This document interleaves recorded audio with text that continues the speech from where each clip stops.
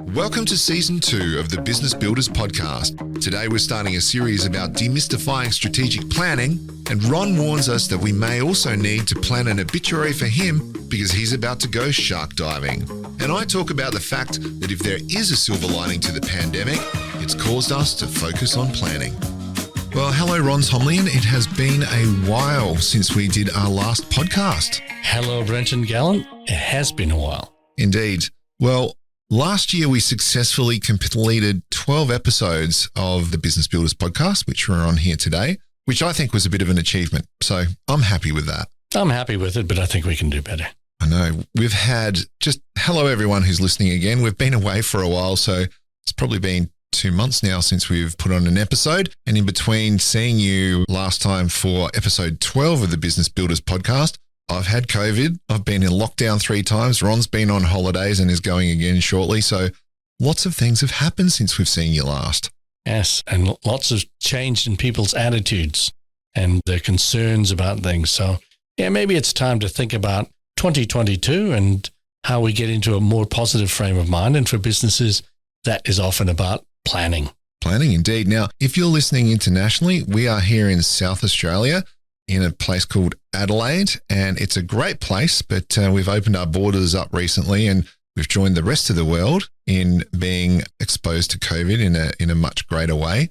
And that has, again, affected the way we're doing business. So as Ron's saying, planning has become so important because things are changing on a daily basis. Yeah. And when you think about, and we're going to talk about strategic planning, what is it? How do you do it over the next couple of episodes? Yes. When you think about planning, to my way of thinking, strategic planning is about how do I adapt to the environment that I'm in and what are my intentions for the way that I'm going to adapt to that environment. Correct. And I was running some lunches last year, and funnily enough, it was called the Adapt Series lunches. And then I've gone on to create a business called AdaptCo from that very reason. But that was a nice introduction, wasn't it? Well, thank you. What I was going to say is that at the lunches, what we really discovered is that a lot of people were searching for what should be the shape of my business moving forward. Everything's changing so quickly. And you and I were having a bit of a conversation earlier, and we're talking about the fact that if COVID's done anything for us, it's actually brought us to the table to focus on planning. Well, because when you're in a very changeable environment, a change-rich environment, you have to adapt. Yep. And planning is a mechanism for not necessarily making the unknowable knowable, but it's making it more bearable. It's giving some degree of certainty to the ambiguity that's ahead of you. Fair enough. I don't exactly know how the world's going to change, but I know what I'm going to be doing to try and adapt to that world. So it gives people comfort.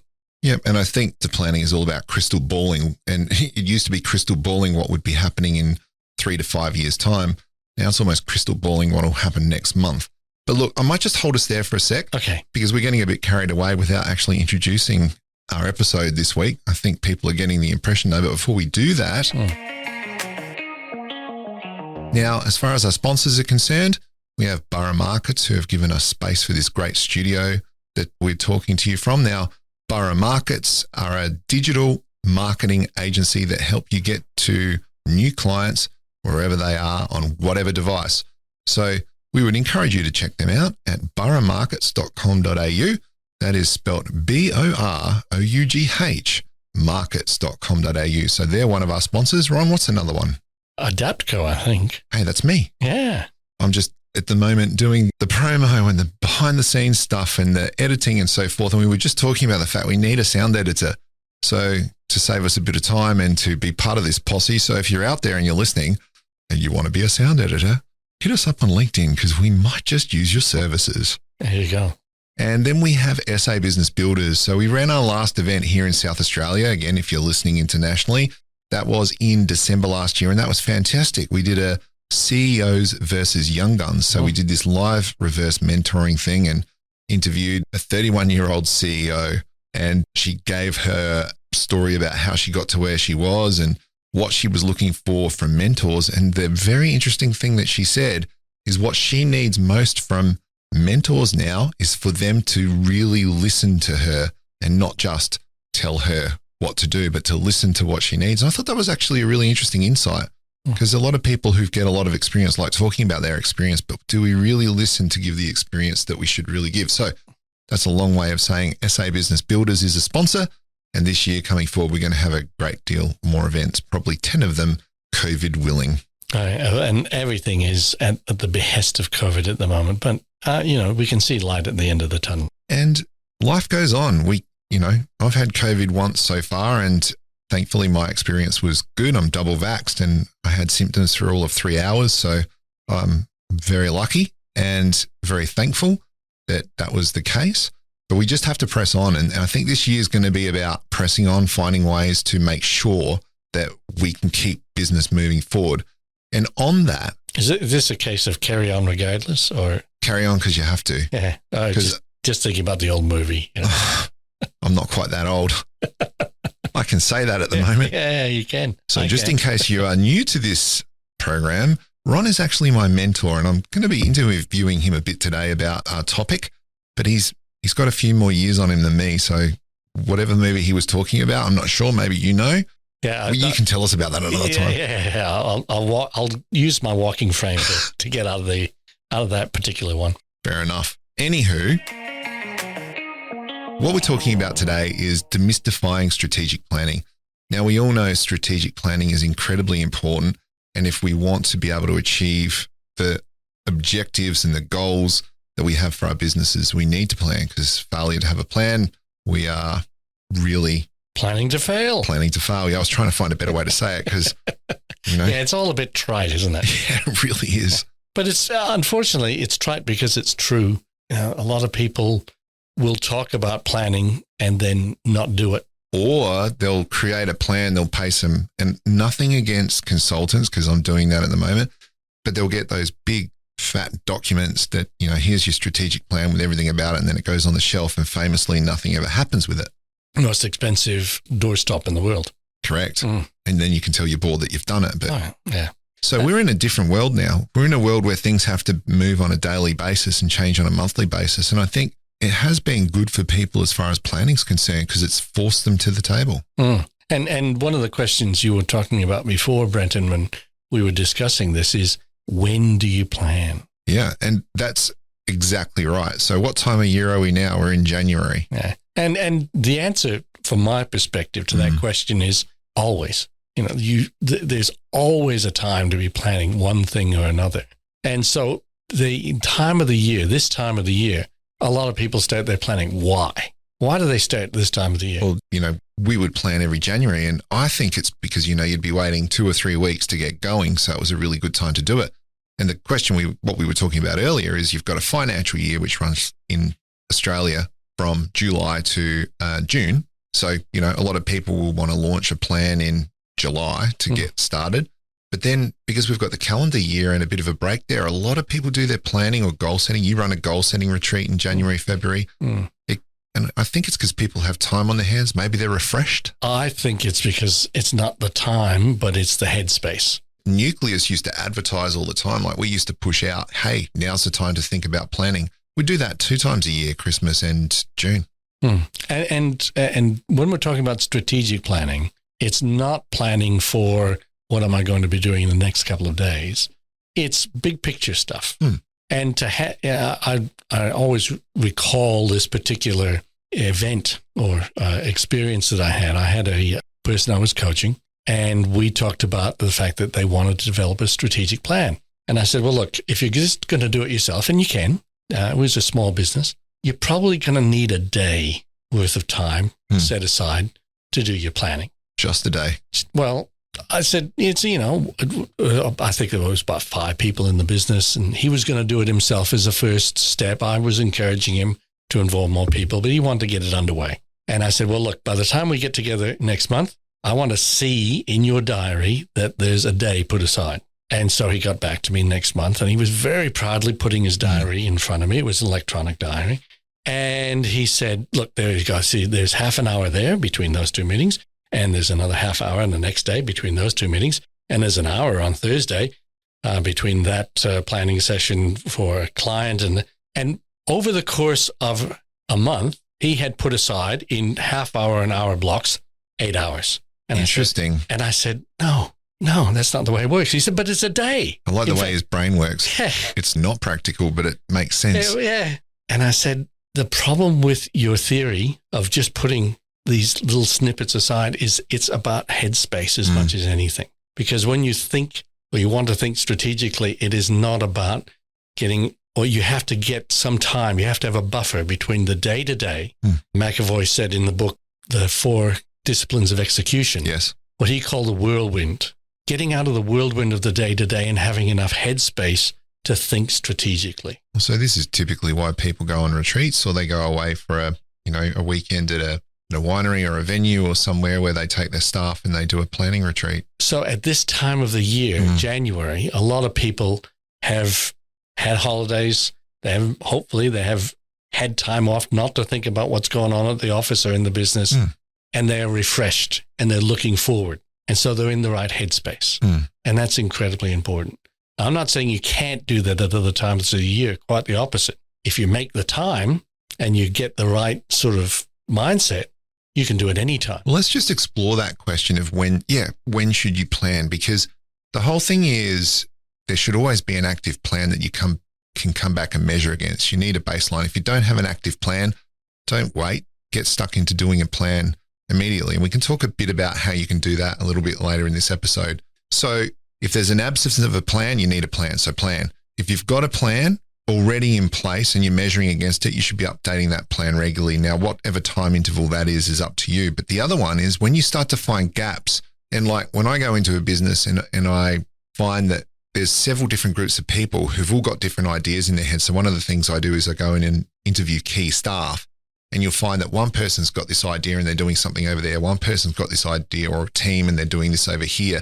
And people see things differently. That's a sure sign that if people are not all on the same page, that you need a plan immediately. And I think, what is a plan anyway? I mean, forget the structure of it. It's a map saying we're going in this direction. Absolutely right. It's a form of communication for the organization. Correct. It's getting people, as you quite rightly said, on the same page. However you do it, it's about getting people on the same page and saying, this is how we are going to adapt to the environment that we're in. Yep. This is how we're going to respond or get ahead of the environment that we're in. And the time to change it is when the environment changes. Now, quite obviously, right at the moment, there's a lot of change going on. So how often do you have to revise your plan? Every time there's a major change. Or maybe it might be a monthly or you should be checking against your plan, I would say almost weekly in different departments. Yeah, and a lot of it depends on the level of detail that you're talking about. But when there are major changes to the environment, there should be at least an acknowledgement of how is our plan going to help us adapt to this. If it doesn't acknowledge that, or if it doesn't have a way of dealing with the change that's happening in the environment, then we've got to change it. Okay. If it is capable of dealing with the environment, we just keep going on with it. So in short, when should you have a plan? You should have a plan. You should actually get to the planning table if you don't have a plan in place. Oh, absolutely. If people are all running to their own agendas and not running to the same beat, so you need the map. And if the environment is against you, and that's going to come down to those 4 questions of what is a plan, which we'll talk about later. But if the environment is against you, you should be constantly either reviewing your plan or updating your plan. So that's 3. I'm sure there's probably other reasons you would plan if there's a different direction in the business, and maybe a circumstance within the business is going to change, a focus within the business is going to change. Or hopefully, if you get ahead of what you were planning and you achieve more quickly than you thought you were going to, well, then you've got to start plotting the next move. Correct. Now, just before, because again, we're going to take this in bite-sized chunks, everyone who's listening. So today it's really like, when should you plan? And as we're just saying, if you don't have a plan, make a plan. Don't wait. And famously, I used to have, a person around me who used to say, I don't care what the plan looks like, write it on the back of a napkin, and a plan doesn't have to be complicated. A plan can simply be dot points on a page if it needs to be. But, people can get, and I remember I used to get way back when I started Nucleus, I used to get a bit overawed with the whole planning thing because, what framework am I going to use? How does Porter's 5 forces fit into this? Do I create a balanced scorecard? What am I doing here? How are these things all working together? And if you were to go to a university library, and I work at university, so I can say this without being disparaging. You go into the section on planning, and there are literally shelves and shelves, in fact, entire bookcases full of strategic planning books. Yeah. And they're usually about 2 inches thick. That's right. And it's all about the techniques, and that's fantastic. But people get too involved in the techniques without asking the fundamentals. Yes. And that gets down to, what are the fundamental elements of strategic planning? And I'd like to talk about that in the sense of, what are the questions you want to answer? The thing that's made planning the easiest for me ever is having a third party. And you did this when I was at Music SA. You came in and you asked us questions. And because I always find that the plan is generally already locked up inside the IP, the thinking of the key people in the business, or sometimes even their suppliers or customers or whatever else.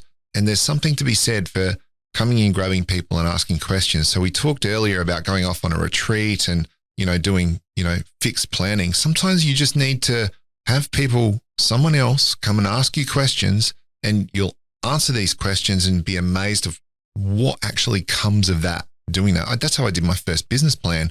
An accountant came and spent a few hours with me, and we asked me a whole heap of questions. And before I knew it, I had my first business plan when I was 30 years old.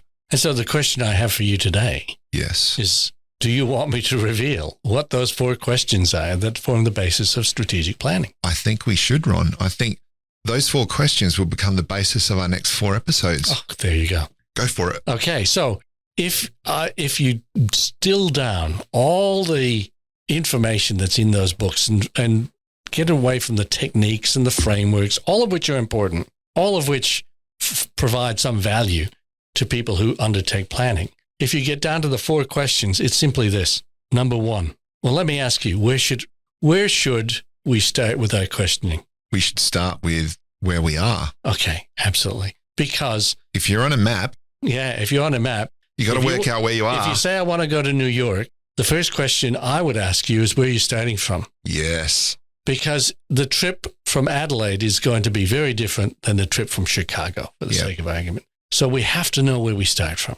And unfortunately, because it's so obvious, it often gets forgotten. So that's question number 1, is it? Question number 1, where are we now? And that means a little bit of analysis, or maybe a lot of analysis.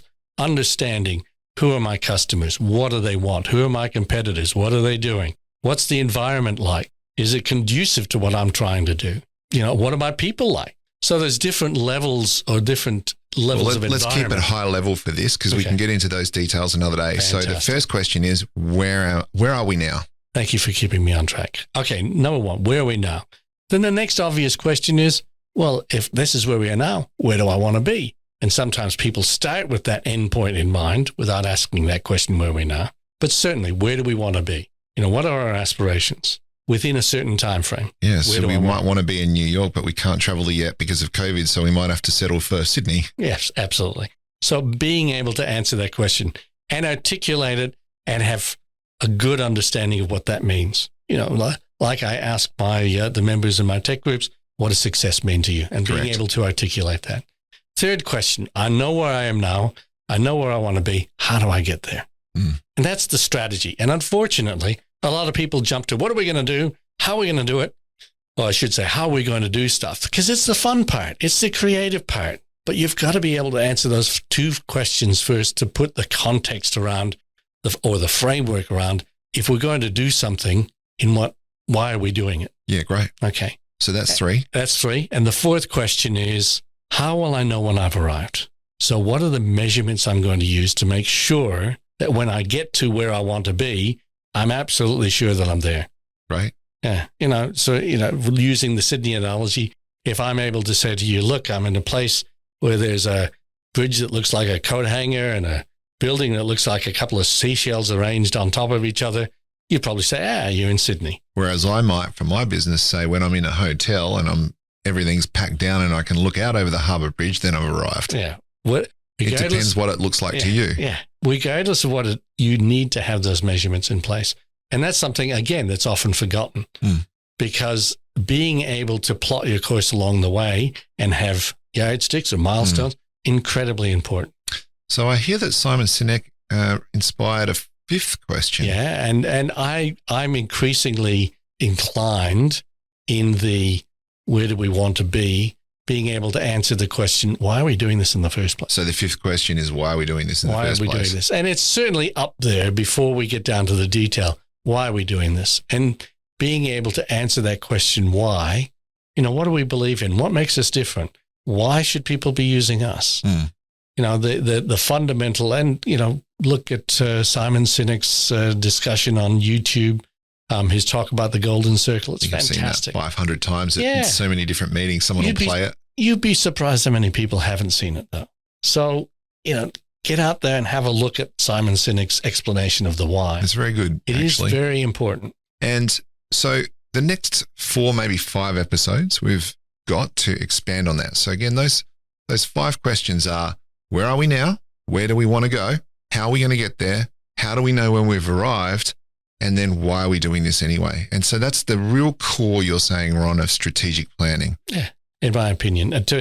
Getting down to it, strategic planning is being able to help you make decisions every day. Is this helping me go to where I want to go in the way I want to go there? So this is season 2 of our podcast. We want to do, at least, as we said, 24 episodes this year. So the first few episodes are going to be on really demystifying what is strategic planning and making it as easy as possible for us. Because for us to really excel this year, we really need to plan well, and that it shouldn't be hard. No, none of it's hard, because it's just answering simple questions. And I've got to say, and this is no disrespect to those people who make their money out of strategic planning. I do. Hey, I do a lot of strategic planning with people. It shouldn't be rocket science. No. It's just answering a couple of fundamental questions. Yes, you can throw in techniques and you can throw in frameworks and Porter's 5 forces, as you mentioned before. They're all just helpful in terms of looking at the situation. Yeah. And in a practical sense, another thing we're going to be talking about in this season is things like distilling that into a plan on a page and what it takes to do that, because these plans need to really be part of your day-to-day life. They almost need to be part of your staff inductions. They need to be in your board notes.